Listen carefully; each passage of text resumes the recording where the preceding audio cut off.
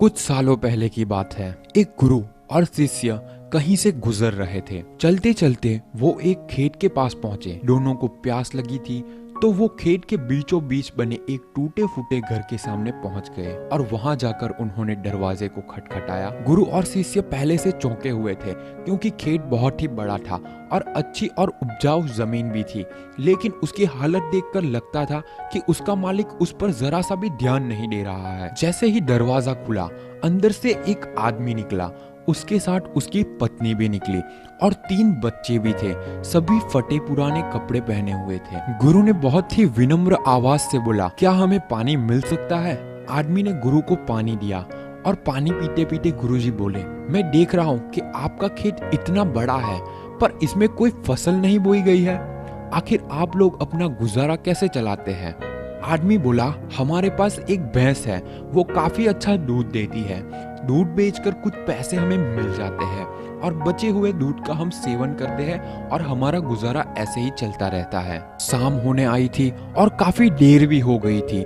गुरु और शिष्य ने सोचा कि आज की रात हम यहीं पर गुजारा करेंगे। उन्होंने उस आदमी से अनुमति ली और वो वहीं पर रुक गए। आधी रात हो चुकी थी। गुरु ने अपने शिष्य को उठाया और एकदम धीमे से उसके कानों में बोला, चलो हमें अभी यहाँ से निकलना है और चलने से पहले उसकी जो भैंस है उसे हमें ले जाकर कहीं जंगल में छोड़ देना है। शिष्य को अपने गुरु की बात पर जरा सा भी यकीन नहीं हो रहा था, क्योंकि जिस गुरु से वो बहुत सारी चीजें सीखा हुआ था, उसी गुरु ने किसी का बुरा करने के लिए बोला था। फिर भी वो उसके गुरु थे, इसलिए गुरु की बात वो मना नहीं कर सकता था। आखिर में गुरु और शिष्य जंगल की ओर निकल पड़े और भैंस को ऐसी जगह पर छोड़ दिया जहाँ से आना मुश्किल था। यह घटना शिष्य के मन में बैठ गई थी और करीब 10 साल के बाद एक बड़ा गुरु बना तब उसने सोचा, क्यों ना अपनी गलती को सुधार लिया जाए और उस गलती को सुधारने के लिए उस आदमी से मिला जाए और उसकी आर्थिक मदद की जाए, जिससे उस व्यक्ति की आगे आने वाली जिंदगी खुशहाल जिंदगी बने। और वो निकल पड़ा उस आदमी की मदद करने के लिए। कुछ टाइम चलने के बाद वो शिष्य वहीं पर पहुंच गया जहाँ वो पहले पहुंचे थे, मगर वो फिर से चौंक गया। वहाँ पर उसने देखा बहुत बड़े बड़े से फल के पेड़ लगे हुए हैं, एक बड़ा सा घर बना हुआ है। शिष्य को हुआ कि शायद भैंस के चले जाने के बाद वो परिवार सब कुछ बेचकर चला गया होगा, इसीलिए वो वापस लौटने लगा। तभी उसने वो आदमी को देखा।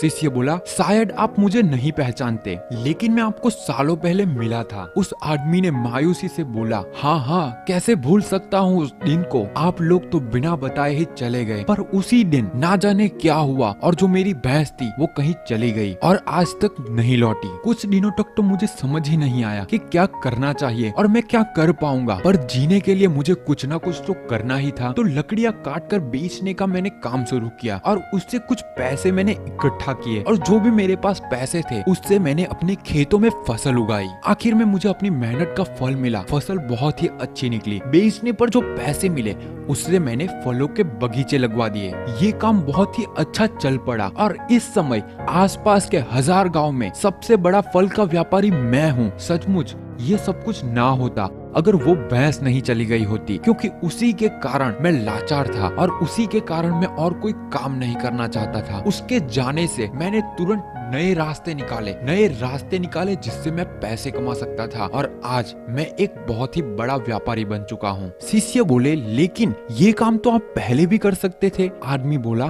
कर सकता था, लेकिन तब मेरी जिंदगी बिना मेहनत किए भी चल रही थी। मुझे कभी लगा ही नहीं कि मेरे अंदर भी इतना कुछ करने की क्षमता है, तो कोशिश ही नहीं की मैंने। लेकिन जब मेरी भैंस चली गई तब मुझे एहसास हुआ कि मैं दूसरा भी काम कर सकता हूँ जिससे मैं अच्छा खासा पैसा कमा सकता हूँ और मेरे बच्चे, मेरी पत्नी को और अच्छी भी जिंदगी दे सकता हूँ। इसीलिए मुझे कुछ ना कुछ तो करना ही था और मैंने तब ठान लिया था कि अब मैं जो भी करूँगा पूरी मेहनत के साथ करूंगा, अपने दम पर करूंगा और आज इसीलिए मैं इस मुकाम पर पहुंचा हूँ। मॉरल ऑफ द स्टोरी, सोचिए कहीं आपकी जिंदगी में भी तो कोई ऐसी ही भैंस नहीं जो आपको एक बेहतर जिंदगी जीने से रोक रही हो। उस भैंस ने आपको बांध कर तो नहीं रखा है। अगर आपको लगे कि ऐसा है तो आगे बढ़िए, हिम्मत करिए, अपनी रस्सी को काटिए, आजाद हो जाइए। आपके पास खोने के लिए बहुत ही कम चीजें हैं, पर सोचिए अगर आप सक्सेसफुल हो जाएंगे तो पाने के लिए पूरा जहान है आपके पास। जाइए और उसे पाकर दिखाइए और अपनी जिंदगी को एक सक्सेसफुल जिंदगी बनाइए। दोस्तों, ये कहानी आपको पसंद आई तो लाइक जरूर कर दीजिए और अपने दोस्तों से जरूर शेयर कीजिए और इस चैनल को सब्सक्राइब कर लीजिए। ऐसी ही स्टोरी और स्पीच में आपके साथ शेयर करता रहूंगा।